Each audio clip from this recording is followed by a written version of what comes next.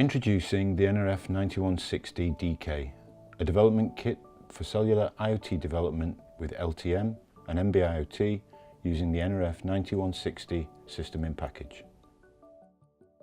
So let's take a closer look again at the development kit. Here we see the nRF9160 system in package.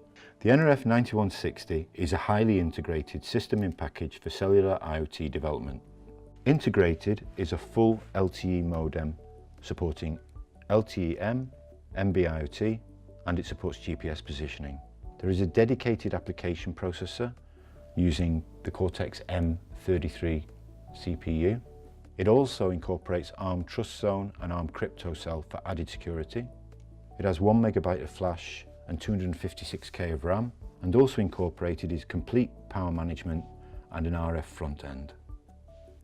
Here we have an LTE port for measuring LTE RF signals and an LTE antenna which covers the full spectrum of LTE bands to be used. The nRF9160 also supports GPS, and there's a GPS antenna on the top corner. The board also features an nRF52840 multi-protocol Bluetooth Low Energy device. This is used for management of board functions.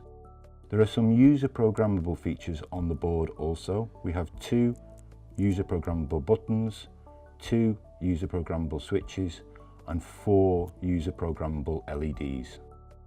There is a SIM card holder for regular SIM or eSIM, and a solder pad for soldering a SIM chip to the board. There's an on-off switch. There's a USB connector for connecting to a PC and tools. We can measure the power drawn by the board.